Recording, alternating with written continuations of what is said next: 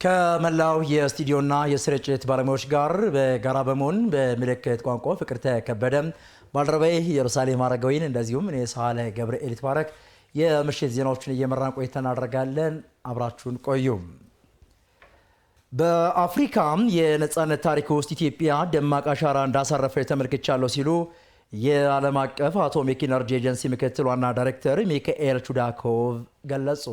የኢትዮጵያ የኒኩሌር ኃይል ልማት መርሃ ግብር ማስጀመሪያና የኢትዮጵያ የኒኩሌር ኃይል ኮሚሽን ስራ ማስጀመሪያ የምክክር መድረክ ለመሳተፍ የመጡት የዓለም አቀፍ አቶሚክ ኢነርጂ ኤጀንሲ ምክትል ዋና ዳይሬክተር ሚካኤል ቹዳኮቭ የአድዋ ድል መታሰቢያን ጎብኝተዋል። የኤጀንሲው ምክትል ዋና ዳይሬክተር ሚካኤል ቹዳኮቭ ባዩት ነገር መደሰታቸውንና መገረማቸውንም ነው የገለጹት። ኢትዮጵያውያን ሀገሪቱን ሊወር የመጣውን ወራሪ ኃይል የመከቱበትና ለነጻነታቸው ያደረጉትን ትግል ቁልጭ አድርጎ የሚያሳይ ስፍራ ነው ያሉት ሲሆን ድሉ ለኢትዮጵያውያን ብቻ ሳይሆን ለመላው አፍሪካውያን ነጻነትን ያቀናጀ ነው ብለዋል። በአፍሪካ የነጻነት ታሪክ ውስጥ ኢትዮጵያ ደማቅ አሻራ እንዳሳረፈች ተመልክቻለሁ ያሉት ምክትል ዋና ዳይሬክተር ሚካኤል ኢትዮጵያውያን ሲተባበሩና አንድ ሲሆኑ ድል ማግኘት እንዳለና ነጻነት እንደሚታወጅ ለሁሉም አፍሪካውያንና የዓለም ሕዝቦች ማሳያ ነው ማለታቸውን የአድዋ ድል መታሰቢያ ለኤኤምኤን የላከው መረጃ ያመላክታል።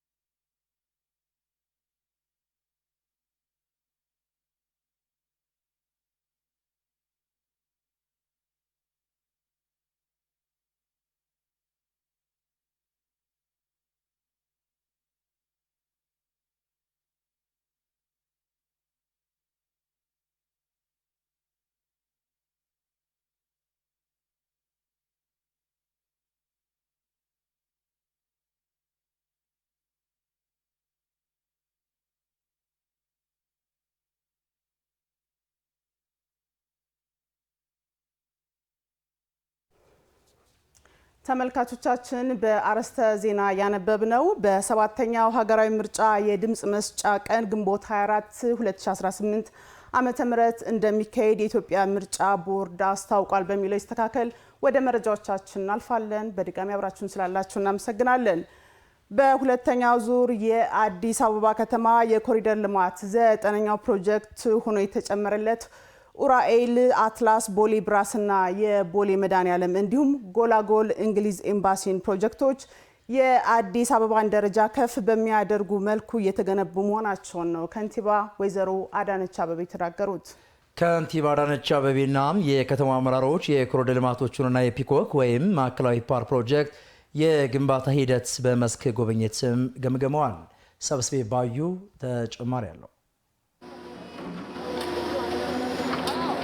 በሁለተኛው ዙር የአዲስ አበባ ከተማ የኮሪደር ልማት ከተያዙ 8 ፕሮጀክቶች በተጨማሪም የፕሮጀክት ነጥቦችን የሚያገናኙና ተጀማምረው የቆዩ ፕሮጀክቶችን ለማጠናቀቅ በተያዘው መርህ መሰረት ከኡራኤል አትላስ ቦሌ ብራስና ከቦሌ መድኃኔዓለም ጎላጉል እንግሊዝ ኤምባሲ የኮሪደር ልማት 9ኛ ሆኖ ስራው እየተካሄደ ይገኛል። የኮሪደር ልማቶቹና የፒኮክ ወይንም ማዕከላዊ ፓርክ ፕሮጀክት የግንባታ ሂደት በመስክ ጉብኝት በተገመገመበት ወቅት ከንቲባ አዳነች አቤቤ እንደተናገሩት የተጀመሩት የመንገድ ፕሮጀክቶች 11.5 ኪሎ ሜትር የሚሸፍኑ ናቸው። በሁለተኛው ዙር ኮሪደር ከጀመርናቸው በተጨማሪ እዚህ መሀል ከተማ ላይ ለኮኔክቲቪቲ የቀሩን ቦታዎችን እንደገና መልሰን በማጥናት ሁለተኛው ኮሪደር ላይ ጨምረን እየሰራን ያለነው ከኡራኤል ጀምሮ እስከ ቦሌ ብራስ ድረስ ከቦሌ መድኃኔዓለም እስከ እንግሊዝ ኤምባሲ እንዲሁም ደግሞ ከነኚህ ጋር የሚያዙ ከዋናው መንገድ ጋር ለማገናኘት ለኮኔክቲቪቲ የምንሰራቸው በአጠቃላይ ወደ 11.5 ኪሎ ሜትርን የሚሸፍን ኮሪደር ነው። የኮሪደር ልማት ስራው የአካባቢውን ደረጃ ከፍ በሚያደርግ መልኩ እየተገነባ እንደሆነ የሚናገሩት ከንቲባ አዳነች ኢትዮጵያ የምታስተናግደውን 32ኛውን የተባበሩት መንግስታት የአየር ንብረት ለውጥ ጉባኤ ኮፕ 32ን ታሳቢ ባደረገ መልኩ በአደይ አበባ ስቴዲየም ዙሪያም ተጨማሪ ልማቶች ይሰራሉ ብለዋል። እንግዲህ ኢትዮጵያ በጣም እድለኛ ሆነ ለመጀመሪያ ጊዜ በታሪካችን ኮፕ 32ን የዓለምን ትልቅ ትኩረት የሳበውን ጉባኤ ልታስተናግድ ነው። እዚህ አደይ አበባ ስታዲየም የምናስተናግድበት አንዱ ማዕከላችን ነው። በስታዲየሙም ዙሪያ በተጨማሪ መሰራት ያለባቸው ህንፃዎቻችንን ማደስ፣ ማሳመር፣ ከወዲሁ ዝግጁ መሆን፣ የምናስተናግድበት መሰረተ ልማት ደረጃውን የጠበቀ እንዲሆን ማድረግ፣ በአካባቢው ላይ አጠቃላይ ለእኛ ለኢትዮጵያውያን አጠቃላይ መታያ ቦታ ስለሆነ ያንን የሚመጥን እንዲሆን አድርጎ መስራት ትልቅ ትኩረት የሚሻው ጉዳይ ስለሆነ ሁሉም ባለድርሻ አካል ባለበት ዛሬ እየጎበኘን ያለነው ፕሮጀክቱ የከተማዋን ገጽታ የሚያሳድግ ብሎም ከኮፕ 32 ጉባኤ ጋር ተያይዞ የሚመጡ እንግዶችን በአግባቡ ለማስተናገድ የሚረዳ በመሆኑ ሁሉም ባለድርሻ ለስኬቱ ርብርብ ማድረግ እንደሚገባውም ነው ከንቲባ አዳነች የገለጹት። እዚህ አካባቢ ያለው ስታዲየሙ ዙሪያ ያለው የከተማችን ነዋሪ የህንፃ ባለቤቶችም ለመገንባትም የጀመሩ መጀመርም ያለባቸው እጅግ በፍጥነት እየሰሩ ይህንን እድል መጠቀም መቻል አለባቸው። አንደኛ እንግዶቻችንን ኢትዮጵያዊ ክብርን በሚመጥንና አገራችንን ብቻ ሳይሆን አፍሪካን ወክለን ስለሆነ የአፍሪካ ወንድሞቻችን በአንድ ድምጽ ነው ኢትዮጵያ እንድታዘጋጅ የወሰኑት እና የተስማሙት። ይህንን የሰጡንን ክብር የጣሉብንን እምነት በተገቢ ሁኔታ መወጣት መቻል አለብን። ከኡራኤል አትላስ ቦሌ ብራስ ኮሪደር የመንገድ ስራ አፈጻጸም ከ60 በመቶ በላይ ሲሆን ከቦሌ መድኃኔዓለም ጎላጉል እንግሊዝ ኤምባሲ ያለው ደግሞ 35 በመቶ ገደማ መሆኑን የተናገሩት የአዲስ አበባ መንገዶች ባለስልጣን ዋና ዳይሬክተር ኢንጂነር ሙዲን ረሻድ ፕሮጀክቱን በፍጥነት ለማጠናቀቅ እየተሰራ መሆኑን ገልጸዋል። ብራስ እስከ አትላስ ድረስ ያለው ላይ ኦልሬዲ መንገዱን በተሻለ ደረጃ ሪኖቬት የማድረግ እግረኛውን የማሻሻል እንደዚሁም ደግሞ የተጨማሪ የፓርኪንግ የተርሚናል እንደዚሁም ደግሞ የታክሲ መውረጃኛ መጫኛ ቦታዎችን ፕሮቫይድ የማድረግ እንደዚሁም ደግሞ የተለያዩ ግሪን ፕላዛዎች ኢቻርጂንጎች አካቶ እየተገነባ ያለበት ሁኔታ ነው ያለው። እሱኛው ኦልሞስት አብዛኛው በሚባል ደረጃ የድሬኔጅ ቀበራ ሙሉ ለሙሉ የተጠናቀቀበት የእግረኛ ኦልሬዲ ዝግጁ የተደረገበት ሁኔታ ነው ያለው። አሁን ላይ በጥሩ ምዕራፍ ላይ ነው ያለው። ኦልሞስት አጠቃላይ አፈጻጸሙ ከ60 በመቶ አካባቢ የደረሰበት ሁኔታ ነው ያለው። በሁለተኛ ዙር ደግሞ ይዘን ከዚሁ ጋር አያይዘን እየሰራ ከእንግሊዝ ኤምባሲ ጀምሮ ያለው መንገድ ነው። እሱ ኦልሞስት ወደ 4.4 ኪሎ ሜትር የሚሸፍን ነው። አጠቃላይ ይሄ ኦልሞስት የቆረጣና የገረጋንቲ ሙሌት ስራ እንደዚሁም ደግሞ የድሬኔጅ ስራ ኦልሞስት እየተጠናቀቀ ያለበት ሁኔታ ነው ያለው። በአጠቃላይ በዚህኛውም አቅጣጫ የተለያዩ አሚኒቲዎች ተካተው ነው እየተገነቡ ያሉት በኮሪደር እሳቤ ኦልሞስት ወደ 35% አካባቢ አጠቃላይ አፈጻጸሙ ያሳያል። የፒኮክ ወይንም ማዕከላዊ ፓርክና የወንዝ ዳርቻ ልማት የፕሮጀክት አፈጻጸም በመስክ ጉብኝቱ የተገመገመ ሌላው ግንባታ ሲሆን ፓርኩ ዓለም አቀፍ ደረጃውን በጠበቀ መልኩ ተመልሶ እየተገነባ መሆኑን ከንቲባ አዳነች አቤቤ ተናግረዋል። እዚህ ፓርክ ውስጥ እጅግ በሚያሳዝን ሁኔታ ወደ 3800 የሚሆኑ ሰዎች በህገወጥ መንገድ ወረው ገብተው መኖሪያ ግቢ አድርገውት፣ በሌላ በኩል ደግሞ ወደ 380 የሚሆኑ ሰዎች ደግሞ በህጋዊ መንገድ በፓርክ ውስጥ እንዲኖሩ ተደርጎ ፓርክነቱን አጥቶ ጥንታዊነቱን አጥቶ ታሪካዊነቱን አጥቶ ያለ አላማው ለሌላ አላማ እንዲውል የተደረገ ፓርክ ነበር። ከ15 ዓመት እንደዚህ በፊት ካሳ የወሰዱ ምትክ ቦታ የተሰጣቸው ኮንዶሚኒየም የተሰጣቸው ሰዎች ከዛ ሳይነሱ ለተጨማሪ 15 ዓመት እዚያ ይኖራሉ። ሌላውም የተተካላቸውንም ደግሞ ይጠቀሙበት የነበሩ ወደ 200 ሰዎች ጭምር እዚሁ ሳይት ላይ መረጃ ስናጠራ መረጃውን አግኝተን መረጃው ላይ በመመርኮዝ እንድንተማመን ግድ ብሎ ወደ ተሰጣቸው ኮንዶሚኒየምና ወደ ገነቡት ቤት እንዲገቡ ተደርጎ የህዝብ ፓርክ ስለሆነ እንደገና መልሰን ለህዝብ በጣም ውብ በሆነ ታሪካዊ በሆነ ዘመኑን በሚመጥን ዓለም አቀፍ ደረጃውን በሚመጥን ደረጃ መልሰን እየገነባ ነው ማለት ነው። በአዲስ መልክ እየተገነባ የሚገኘው የፒኮክ ወይንም ማዕከላዊ ፓርክ መካነ እንስሳት፣ የውሃ ላይ መዝናኛ ስፍራዎች፣ የሰርግ አዳራሾች፣ የገበያ ማዕከላት፣ ባህላዊና ዘመናዊ የምግብ አዳራሾች፣ መንገዶች፣ የወንዝ ዳርቻ መናፈሻዎች፣ የኢትዮጵያውያንን የአኗኗር ስርዓት የሚያሳዩ ኪነ ህንፃዎች፣ የልጆች መጫወቻዎችና ሌሎችም በርካታ መሰረተ ልማቶች ተሟልተውለት ነው እየተገነባ የሚገኘው። ሰባተኛው ሀገራዊ ምርጫ የድምጽ መስጫ ቀን ግንቦት 24 ቀን 2018 ዓ.ም መሆኑን የኢትዮጵያ ብሔራዊ ምርጫ ቦርድ ይፋ አደረገ።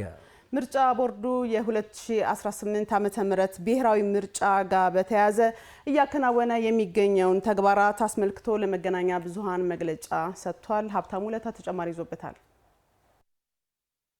የኢትዮጵያ ብሔራዊ ምርጫ ቦርድ የ2018 ዓ.ም ሰባተኛው ዙር ሀገራዊ ምርጫ የጊዜ ሰሌዳን ይፋ አድርጓል። ሀገራዊ ምርጫውን በስኬት ለማከናወን እያደረገ ያለው ዝግጅትንና የጊዜ ሰሌዳውን አስመልክቶም ቦርዱ ለመገናኛ ብዙኃን መግለጫ ሰጥቷል።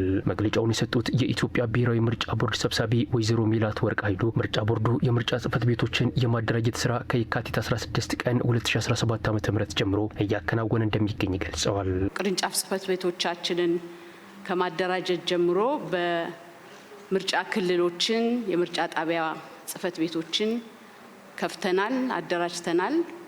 በተለይም ምርጫ ጣቢያዎቻችን ለመራጩ ተደራሽ እንዲሆኑ ለማድረግ የቦርዱ ባለሙያዎች በምርጫ ጣቢያዎች በመገኘት በመዘዋወር ምርጫ ጣቢያዎች ለአካል ጉዳተኞች፣ ለሴቶች፣ ለአረጋውያን ምቹ መሆናቸውን የማረጋገጥ ስራ በተወሰኑ ምርጫ ጣቢያዎች ላይ ተሰርቷል። ሰብሳቢው አክለውም የመራጮች ትምህርት ለሚሰጡ ሲቪል ማህበረሰብ ድርጅቶች ጥቅምት 15 ቀን 2018 ዓ.ም እውቅና እንደተሰጣቸው አስታውሰዋል። ቦርዱ የፖለቲካ ፓርቲዎች ሀሳባቸውን ለመራጩ ሕዝብ እንዲያሳውቁ ለማስቻል ስልጠና መስጠቱን የገለጹት ሰብሳቢዋ በዚህም 56 ፓርቲዎች የሙከራ ክርክሮች ማካሄዳቸውን አስረድተዋል። የሙከራ ዲቤት አድርገዋል። በዛ የሙከራ ዲቤት ወደ 56 የሚሆኑ ፓርቲዎች በተመረጡ 16 ርዕሶች ላይ ክርክርን አድርገዋል። እንግዲህ በቀጣይነት ለህዝብ ወጥተው ደግሞ የየራሳቸውን ፕሮግራም የሚያቀርቡበት ይሆናል። የመራጮችና የእጩዎች ምዝገባን ቦርዱ ባለማቸው ሶፍትዌሮች በመታገዝ ለማከናወን ስራዎች እየተሰሩ መሆኑን የጠቆሙት ወይዘሮ ሚላት ወርቅ መራጮች ዲጂታላይዝ በሆነ መንገድ በስልካቸው በዌብሳይትና በምዝገባ ጣቢያዎች በታብሌት መመዝገብ እንደሚችሉና ከዚህ ጎን ለጎን ደግሞ በማኑዋል መንገድም ምዝገባዎች እንደሚከናወኑ አብራርተዋል። ተግባራዊ ለማድረግ ያሰብነው ሲስተም እጩዎችን በተመለከተ እጩዎች በራሳቸው በፓርቲም ይሁን በኢንዲቪጁዋል ካንዲዴትስ ራሳቸው ምርጫ ምዝገባ የሚያደርጉበት፣ መራጩ ደግሞ በሞባይል አፕ ወይም በዌብ ቤዝድ ባለበት ቦታ ሆኖ ራሱን የሚመዘግብበት ወይም በምርጫ ጣቢያ በታብሌት የሚመዘገብበትና እንደ ድሮው ደግሞ በማኑዋል የሚመዘገብበት ነው። የኢትዮጵያ ብሔራዊ ምርጫ ቦርድ የኦፕሬሽን ስራ ክፍል ኃላፊ አቶ ብሩክ ወንድሰን በሰባተኛው ጠቅላላ ምርጫ የጊዜ ሰሌዳ መሰረት የፖለቲካ ፓርቲዎች እጩዎቻቸውን በራሳቸው ጊዜ የሚመዘግቡበት ጊዜ ከጥር 1 እስከ የካቲት 1 እንዲሁም በቴክኖሎጂ የተደገፈ የመራጮች ምዝገባ ጊዜ ከጥር 15 እስከ መጋቢት 7 መሆኑን ገልጸዋል።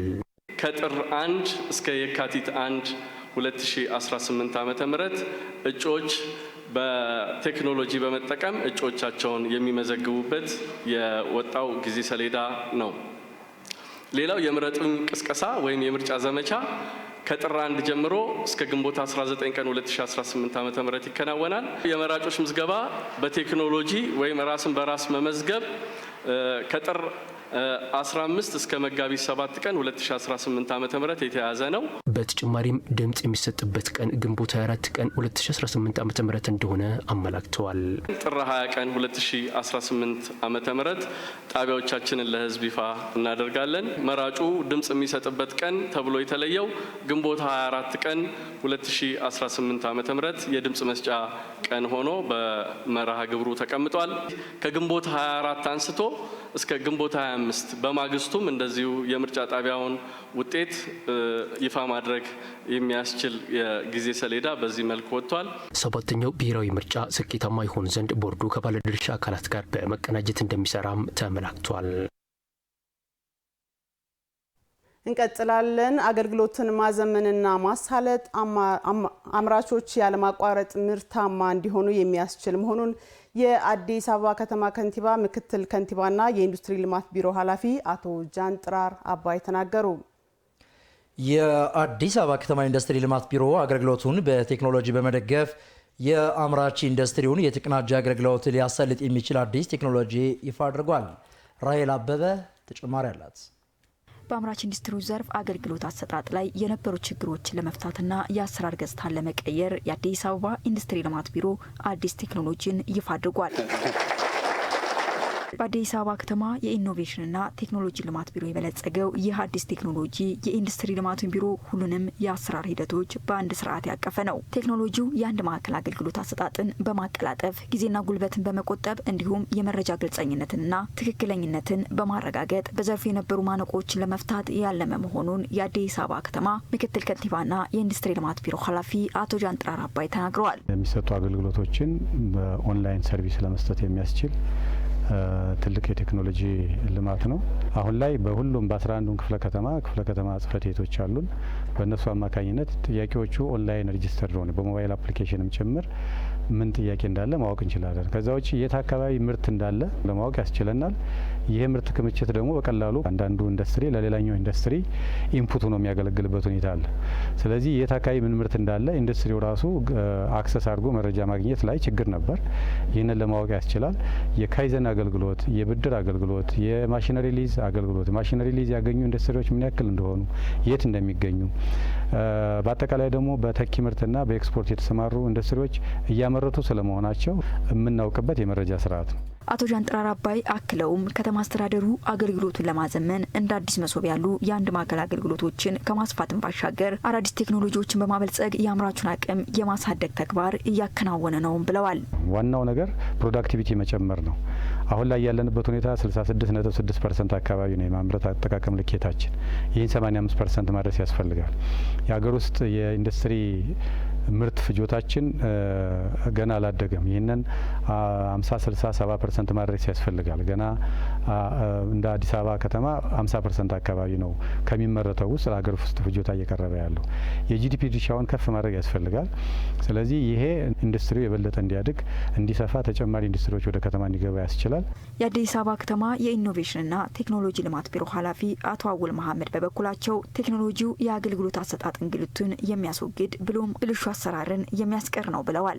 የአምራች ኢንዱስትሪ የተቀናጀ አገልግሎት አሰጣጥ ወይም የተቀናጀ የኢንዱስትሪ አስተዳደር ስርዓት IIMS የኢንዱስትሪ ልማት ቢሮ አጠቃላይ ተልእኮና የዕለት ተዕለት ስራዎችን ለማቀላጠፍ ለተገልጋዩ ቀልጣፋና ፍትሃዊ አገልግሎት ለመስጠት ይረዳል። በተለይ የአገልግሎት ጋር ተያይዞ የሚነሱት የመልካም አስተዳደር ችግሮችን ለመፍታት የአስተዳደራችን ያለው የአገልግሎት አሰጣጥ መረጃ አያያዝ ክፍተቶችን ለመፍታት የተዘጋጀ ስርዓት ነው። አምራቾች በበኩላቸው እንደ ሀገር ለአምራች ኢንዱስትሪ ዘርፍ መንግስት የሰጠውን ትኩረት አድንቀው ዲጂታል ስርዓቱ የማምረት አቅማቸውን ከፍ የሚያደርግ መሆኑንም አንስተዋል። ጊዜም ከመቆጠብ ገንዘብንም ከመቆጠብ አንጻር ቴክኖሎጂ ያሳድጋል። ደግሞ ለእኛም ድጋፍ ነው የሚሆነን፣ አቅም ይሆነናል። ሁለተኛ ነገር በቴክኖሎጂ ያለንን የምናመርተውን እኮ በአጠቃላይ ማስተዋወቅ እንችላለን። አምራቹ በተለይ ከወጣና ስራ ላይ መግባት ከጀመረ አገር ይነቃቃል፣ የስራ እድሉም ይሰፋል። ከውጭ የሚመጡትን ነገሮች ሰብስቲቱት ያደርጋል፣ እዚሁ በሀገር ውስጥ መመረት ይጀምራል። ያ ደግሞ ለሀገር ኢኮኖሚ እድገት ትልቅ አስተዋጽኦ አለው። በዚህ ደረጃ የተለያዩ አምራቾች የተለያየ የክህሎት ችግር፣ የሙያ ችግር ያለባቸውን ኦንላይን እንደዚህ ገብቶ ጥያቄውን አቅርቦ ስልጠና ማግኘት መቻል በራሱ ቀላል አይደለም። እየተከታተላችሁን ስለሆነ እጅግ አድርገን እናመሰግናለን። ኤኤምኤን 247 የምዕራፍ 2 መረጃዎቻችን ነው በመከታተል ላይ የምትገኙት። አዲስ ጓዳ በአዲስ አበባ የሚገኙ ቀልብን የሚስቡ የተለያዩ ጉዳዮችን የሚያስቀኛችሁ የዜና ገጻችን ነው። በዛሬው የአዲስ ጓዳ ከ100 ዓመት በላይ እድሜ ያላቸው ዘመናዊ የቤት ውስጥ መገልገያዎች ብሎም ሌሎች ሲሰሩ የነበሩበት ጊዜ ከነበራቸው ገጽታ እምብዛም ሳይቀየሩ የምታገኙበትን ስፍራ ልናስቃየናችሁ ነው። ቤተልሔም አየ ነው።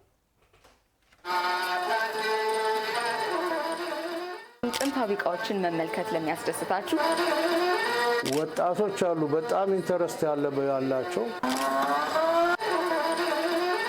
የድሮ እቃ ማለት አነጋጋሪ ነው። የእቃው ጥንካሬ ዘመኑን ይነግርሻል።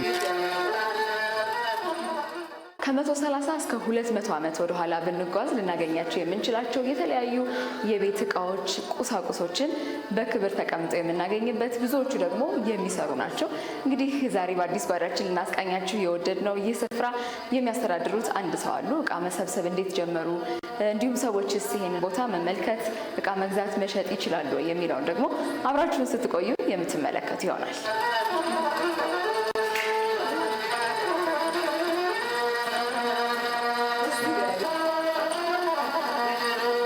ተፈራ ተስፋ ይባላል።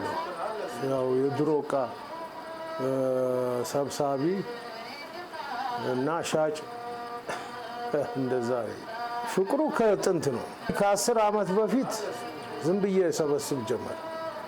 ከዛ ከ6 ወይ 7 ዓመት በፊት ደግሞ ቤቴ ውስጥ እንደዚህ መሸጥና እንትን መለወጥ ጀመርኩ። ለኔ ትልቅ ስሜት ነው የሚሰጠኝ። የድሮ እቃ ማለት አነጋጋሪ ነው። የድሮ እቃ ስለሆነ መጣችሁ ያዋራል፣ ነፍስ አለው እና ስሜቱ ከፍተኛ ነው። 90 130 200 ምናምንም አለ። 200 ስንት ኦልሞስት ከ200 በላይ እንደዚህ የመሳሰሉ አሉ። እና ትንሽ ደግሞ ዘመናዊነት ያላቸው ለምን የአሁኑ ትውልድ አሁን ካሴት ፕሌየር ምናምን ይጠይቃል። ሸክላ ማጫወቻ የድሮ ያኛው ነው ወይ ይሄኛው ነው ይሄን ይጠይቃል። እና እኛ ጋር ደግሞ የድሮ እቃ ነው የሚወደደው ከዘመናዊው እቃ ይልቅ።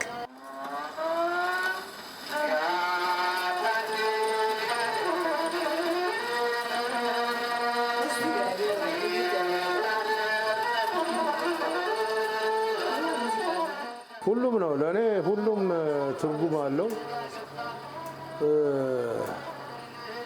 እቃው ጠንካራ ነው። ዘመኑ የእቃው ጥንካሬ ዘመኑን ይነግርሻል። የዛን ዘመን ሰው ምን ያህል ጥንቁቅ እንደነበረና ሰው ከገዛው በኋላ መበላሸት የለበትም ብሎ የሚያምን እንደሆነ በተለይ እኛ ስናጸዳ ውስጡን ፈተን እናጸዳለን አንዳንድ ጊዜና የሚገርም ነው አሰራሩ።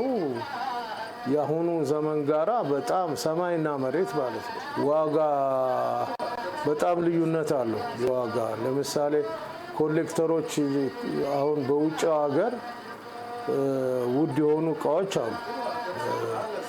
ሬዲዮኖች ለምሳሌ አሁን እዛ ጋር ያለ ሬዲዮ አለ ወደ $9,000 ነው ውጭ ሀገር እንግሊዝ ሬዲዮ። እኛ ግን በዛ ዋጋ ልንሸጠውም አንችልም አናስበውም። እኛ በ20,000 ወይ 30,000 ነው የሚሸጠው። ወጣቶች አሉ በጣም ኢንተረስት ያላቸው እንደ አቅማቸው የሚሰበስቡ ወጣቶች አሉ። ማለት በአቅማቸው አሁን ሰዓት ቢሰበስቡ ልጆች አሉ። ላይተር የሚሰበስቡ ልጆች አሉ። እንደዚህ አይነት ልጆች አሉ፣ ወጣቶች ማለት ነው። ልጆች ስል ደግሞ ከኔ እድሜ አንጻር። ትልልቆች ደግሞ አንቲክነቱን በትክክል አረጋግጠው መጥተው የሚገዙ አሉ። እሱ በዲል ነው የምንፈጽመው። እንደዛ አይነቱ ወጣቱ ቢሰበስብ እኔ በጣም አንደኛ የሚቀል ይመስለኛል ወጣቱ ይሄ ስራ። ለምን መሰለሽ? አንድ ወጣት አጎት አለው፣ አክስት፣ ብዙ ቤተሰብ አለው፣ አያት አለው እና የነኛን አንዳንድ የድሮ እቃዎች እንኳን ሰብስቦ ቁጭ ቢል አንድ ደረጃ ተራመደ ማለት ነው። አድራሻ የድሮ ቦሌ ሚኒ ነው። እንግዲህ ማንንም እናስተናግዳለን። ወጣቱ እንዳይፈራ፣ አንዳንድ ወጣቶች ሳይፈሩ እያለና እና እባካችሁን መታችሁ እንደፈለገ በአየት በጎብኘት በመወያየት መጫወት እንችላለን። የተከበራችሁ ተመልካቾቻችን በዛሬ አዲስ ጓዳችን ጥንታዊ እቃዎችን መመልከት ለሚያስደስታችሁ እንዲሁም ደግሞ በዚህ ስፍራ መታችሁ ከመጎብኘትም ባለፈ እናንተም ከቤታችሁ ያሉ የተለያዩ ቆየት ያሉ እቃዎች ካሉ መታችሁ ልትሸጡበት የምትፈልጓቸውን እቃዎች ለመግዛት የምትችሉበትን ለየት ያለ ስፍራ ነበር ያስቃኘናችሁ። የዛሬ አዲስ ጓዳችን ይህንን ይመስላል።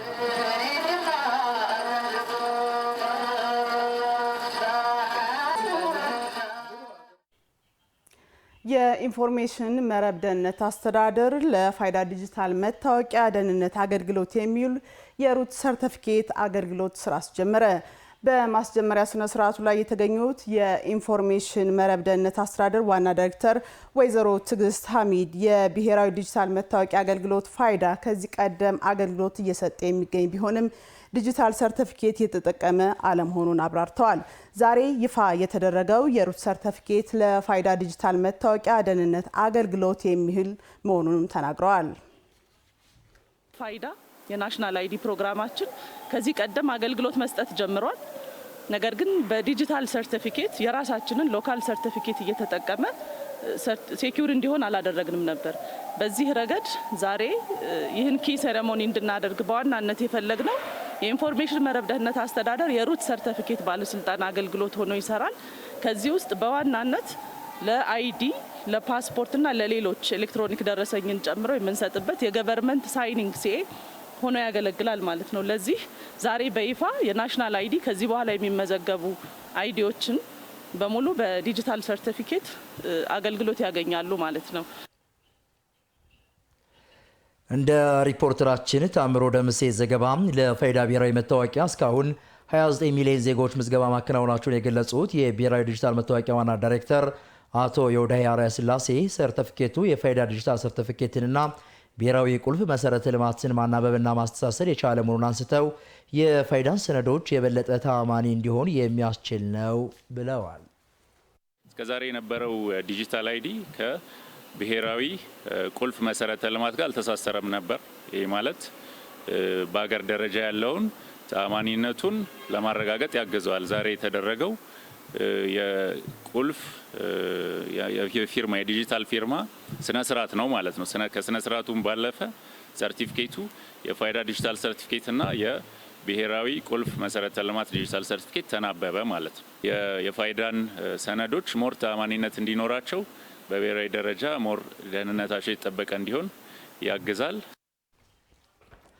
ውጤታማ የሆኑ ኢንዱስትሪዎችን ለማፍራት ተማሪዎችን በሳይንስና ቴክኖሎጂ የተደገፉ ማድረግን ጨምሮ የተለያዩ ስራዎችን እየተከናወኑ መሆኑን የአዲስ አበባ ሳይንስና ቴክኖሎጂ ዩኒቨርሲቲ አስታወቀ። ዩኒቨርሲቲው ኢንዱስትሪዎች በፈጠራ በጥናትና ምርምር እንዲሁም በቴክኖሎጂ የታገዙ እንዲሆኑ የሚያስችል ፎረም ከተለያዩ ባለድርሻ አካላት ጋር አካሂደዋል። በዚህ ጉዳይ ላይ ጽዮን ማሞ ተጨማሪ መረጃ ይዛበታለች። የአዲስ አበባ ሳይንስና ቴክኖሎጂ ዩኒቨርሲቲ በሀገራችን ካሉ ሁለት የሳይንስና ቴክኖሎጂ ዩኒቨርሲቲዎች ውስጥ የሚጠቀስ ነው። ዩኒቨርሲቲው የሳይንስና ቴክኖሎጂ ማዕከል በመሆን በኢንዱስትሪ ዘርፍ ሀገርን ወደ ተሻለ ደረጃ ለማድረስ በትጋት እየሰራ እንደሚገኝም ተመላክቷል። የአዲስ አበባ ሳይንስና ቴክኖሎጂ ዩኒቨርሲቲ ኢንዱስትሪዎች በፈጠራ በጥናትና ምርምር እንዲሁም በቴክኖሎጂ ታገዙ እንዲሆኑ የሚያስችል ፎረም ከተለያዩ ባለድርሻዎች ጋር አካሂዷል። በፎረሙ ላይ ዩኒቨርሲቲው ከመማር ማስተማር ስራው ጎን ለጎን ተማሪዎች በኢንዱስትሪ ዘርፉ ተመራጭና ተሳታፊ እንዲሆኑ ለማድረግ በዩኒቨርሲቲ ስራዎች ስለመጀመራቸው የዩኒቨርሲቲው ፕሬዝዳንት ዶክተር ደረጀ እንግዳ ገልጸዋል። በዩኒቨርሲቲያችን ውስጥ ከኢንዱስትሪዎች ጋር በጋራ እንሰራለን። በርካታ ኢንዱስትሪዎች የግልም የመንግስትም ተቋማት የሆኑት ከዩኒቨርሲቲው ጋር ይሰራሉ። በበርካታ ምክንያቶች አንደኛ የዩኒቨርሲቲ የተቋቋመበት እንደ ሀገር ሲቋቋም ኢንዱስትሪዎችን ለማገዝ ነው። ስለዚህ እነዚህ ኢንዱስትሪዎች በሚያድጉበት ጊዜ ነው ሀገር የምታድገው፣ እኛም መልሰን የዛ ትሩፋት ተጠቃሚዎች የምንሆነው ማለት ነው። በዚህ ዘርፍ የሰው ኃይል በማብቃት በማድረስ የኢንዱስትሪውን ኃይል በአጫጭር ስልጠናዎችም ይሁን በማማከር አገልግሎትም ይሁን እንደገና ደግሞ የእኛን የምርምር ውጤቶች ለኢንዱስትሪዎቹ በመስጠት የኢንዱስትሪውን አቅም ተወዳዳሪነት ማሳደግ ስራችን ነው። ይህንንም እየሰራን እንገኛለን። ዩኒቨርሲቲዎችና ኢንዱስትሪዎች በትብብር መስራት አማራጭ የሌለው መፍትሄ ነው ያሉት ፕሬዝዳንቱ ተማሪዎች የሀገርን ችግር በፈጠራ የሚፈቱ በነገ የኢንዱስትሪ ዘርፍ ላይ ተፈላጊና ተመራጭ እንዲሆኑ መስራት ያስፈልጋልም ሲሉ ተናግረዋል። ካሪኩለም ከምናግዘው በመማር ማስተማር የምንሰራቸው ስራዎች እንዳሉ ኦፕን ኢኖቬሽን የሚባል አለ በዩኒቨርሲቲ ውስጥ። እነዚህ ልጆች የፈጠራ ሀሳብ አለን፣ ትምህርት ዲግሪ ነው የምንሰጣቸው። ከዲግሪው በተላለፈ በእጃችን ሀሳብ አለን የሚሉ ያንን ኢኮሲስተም አዘጋጅተናል። በትምህርትም በካሪኩለም የተደገፈ ከትምህርት ውጭም በፍላጎታቸው እንደየመክሊታቸው እንዲሰሩ እናበረታታለን። በዩኒቨርሲቲ ውስጥ አንድ ቀን ከ3 ክሬዲት አወር እኩል የሆነ ረቡዕ ከሰዓትን ዴዲኬት አድርገናል ለዚህ ጉዳይ። ይህንን ዴዲኬት ያደረግንበት ዋናው ምክንያት ለነሱ ጊዜ እንዲኖራቸው ከሰሩትም አይተው እንዲያድጉ ነው እና አሁን በእኛ ግቢ ውስጥ ትምህርታቸውን እንኳ ቢጨርሱ ውጤት ያላቸው ፕሮዳክት በእጃቸው ያለ ለስታርታፕ ሊያድጉ የሚችሉ ከሆነ ሌላ ስኮላርሺፕ እንሰጣቸዋለን። ከፍተኛ የትምህርት ተቋማት ችግር ፈቺና ተጨባጭ የሆነ ለውጥ እንዲያመጡ ለማድረግ መስራት ያስፈልጋል ያሉት በትምህርት ሚኒስቴር የጥናትና የህብረተሰብ ተሳትፎ ዳይሬክተር ዶክተር ሰራዊት ሀንዲሶ እንደ ሀገር ተማሪዎች ተምረው ሲወጡ በቴክኖሎጂ ዘርፍ ተሳታፊና ኢንዱስትሪ የሚፈልጋቸው እንዲሆኑ ለማድረግ ዩኒቨርሲቲዎች ሚናቸው የማይተካ ስለመሆኑ አንስተዋል። ዩኒቨርሲቲ ራሱን መመልከት ያለበት እንደ ኢኖቬሽን ኢንኩቤተር ነው። በትክክል የማህበረሰብን ችግር የኢንዱስትሪን ተወዳዳሪነት ሊያሳድግ ሊፈታ በሚችልበት አግባብ ራሱን እየቃኘ የሚሄድ ሊሆን ይገባል። ፕሮጀክት ቤዝድ ለርኒንግ ስርዓት እየተገበሩ ችግር የሚፈታ የሰው ኃይልን እያመረቱ መሄድ ላይ ተጠናክሮ መሄድ ያስፈልጋል። ተማሪዎች ከንድፈ ሀሳብ ትምህርት ባለፈ ክህሎትና ብቃት እንዲኖራቸው ኢንዱስትሪዎችና ዩኒቨርሲቲዎች በትብብር መስራታቸውን አጠናክረው እንዲቀጥሉም ተመላክቷል። የተስፋ ብርሃን የምገባ ማዕከል ተስፋን የቀጠለና ለብዙዎች አለኝታ የሆነ መምጣቱን ተጠቃሚዎች ተናገሩ። በ26ኛው የምገባ ማዕከል 300 ዜጎችን ለአንድ ዓመት መመገብ የሚያስችል መርሃ ግብር ተጀምሯል። ቤተልሔም አየነው ዝርዝር መረጃ አላት።